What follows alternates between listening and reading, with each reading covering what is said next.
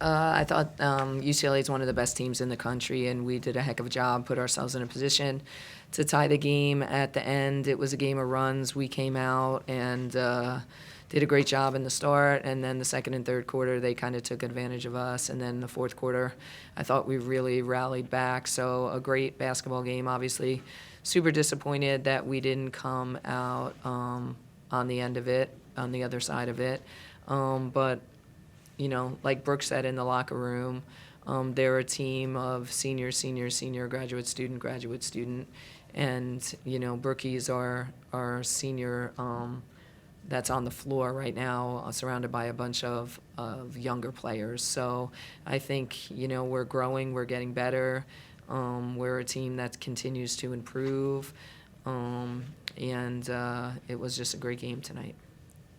Questions for Brooke? Taylor, go ahead. UCLA described this game as the feel of an Elite Eight matchup. How would you describe the intensity of the game beginning to end? Yeah, they, described the game well. I think, we're both two strong teams that have a chance of making it deep into the tournament. And, the intensity was great because, it was neck and neck the entire time, a lot of score changes. So it was just a great day for women's basketball and a great day to play for something bigger than ourselves as well. Andy, go ahead. Yeah, across the UCLA, Vanderbilt, and UConn games, you guys showed a ton of grit, especially later in the game, like in the fourth quarter. Just if anything, like thinking about those games collectively, what similarities stand out, and what do you think are some of the most important things, or even the little things that that you guys kind of need to show in the future just to close the gap against those top 10 opponents? Yeah, I just kind of talked to our team a little bit after the game. Like last year, any team that kind of made a run on us in the third quarter, they would probably end up beating us by 15 just because, we play a younger team, and sometimes when you get punched and you're still trying to come up and win the game, you can't, recover from that. So I think, us losing these games by, 3 and 4 points shows a lot of growth from last year. And, when you play, an older and experienced team, they just kind of have that, different path and experience within the game. And I just think, our sophomores are going to be great, and I think it's just more growth for the team that's going to help us later in the tournament. Taylor, go ahead. UCLA's got a lot of length, but you guys were able to keep it close on the rebounding battle. You yourself had 6 offensive rebounds today. How were you able to counteract that length? Honestly, Coach prepares us really well for the games. Our practice players are big. She's really challenged us to really rebound and give us second chances and things like that. So I feel like as she's preparing us for these games, no matter what team we play, big rebounders or not. Yeah, we ended up having 20 second chance points. So I think length or not, we're still staying true to within what we've been doing and what she challenges as well. Brookie's the toughest 5'8" kid you know, right? All right, thanks, Brooke. Thank you. Thank you. Questions for Coach? She had the most boards as the 5'7", as the smallest kid on the court. So. Ryan, go ahead. Obviously, a lot of buzz entering this game. What were you able to glean from watching your team in this type of matchup at home? Well, first of all, I'd like to say thank you to all of our fans that came out today. I thought that environment was absolutely incredible. I saw the buses pulling up earlier, and I was really excited that people showed up for us today in this matchup. I think it certainly makes a difference to have a matchup like this at home, and we've been playing really well at home.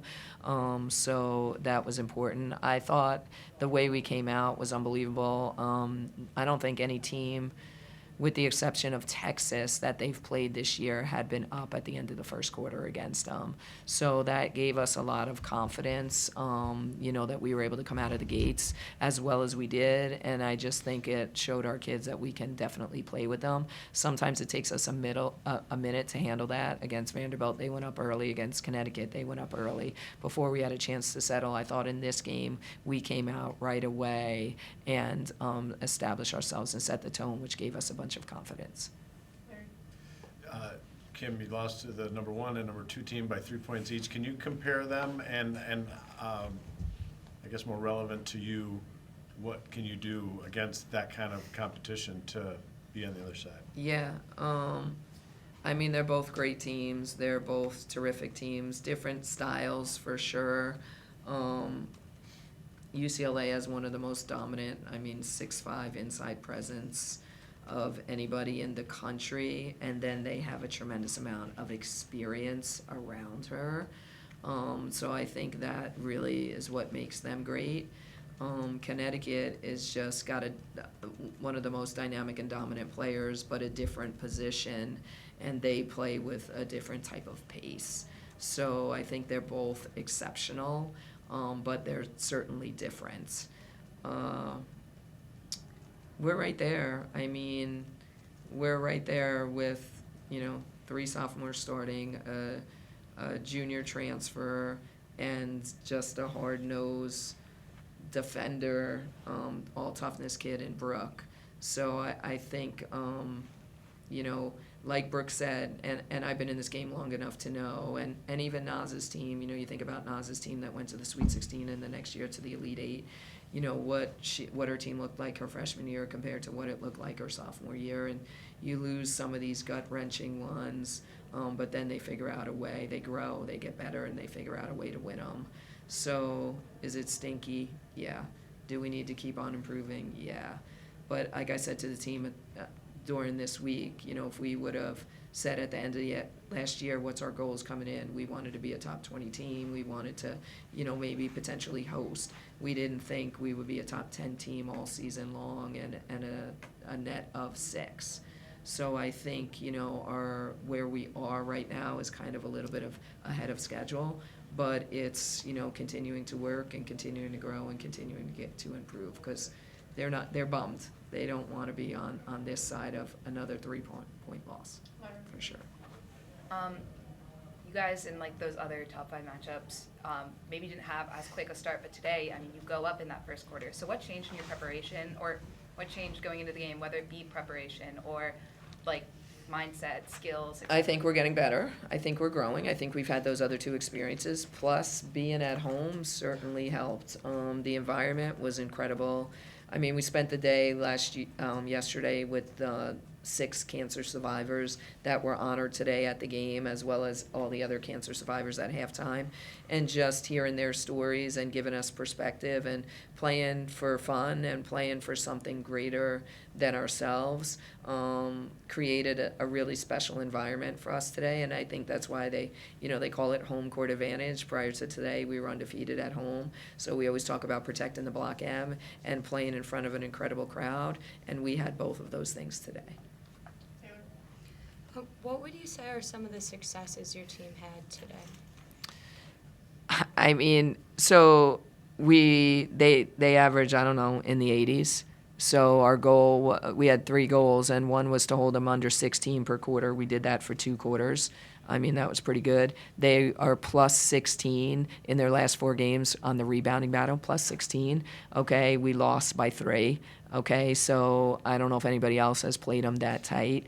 And then we wanted to control the pace and have a better assist-to-turnover ratio than them. And we forced 13 turnovers, and we only had 9. So, we're right there. So those were some things. I think we didn't shoot the ball like we normally shoot the ball. Why do you think that is? Their defense. Okay. Those are things. They're really good. They're one of the best defensive teams in the country. We're not bad shooters. They had something to do with that. But that is something that we are trying to put ourselves in positions every single day to get better. And we practice those things, and we break them down, and we put pressure defense, and we bring in 6-7 people, and we, try to go against all that, because we believe, that we have the pieces to be on the other side of that for sure. Mila and Liv, your two leading scorers today, really come through, delivered offensively especially.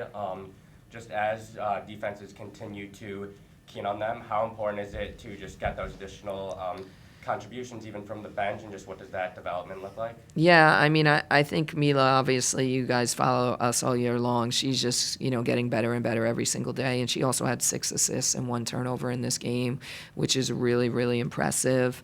They were just swarming Sila. I mean, she had 30 against them last year. She's coming off a 28-point game. I mean, I am interested to go back and watch the film to see how she was played, because it felt like she was knocked off her line. It felt like she was held. It felt like a lot of different things. But I got to go back and watch. But I think, those guys, the three of them combined, are incredible, incredible talents, incredible scorers. And, specifically Liv and Mila were able to score tonight. And Sila made some big buckets for us at times as well. Olivia Olsen also scored her 1,000th point tonight, which, I mean, she's a sophomore. Like, what are we talking about? She's the fastest in program history, third fastest, okay, in program history to do that.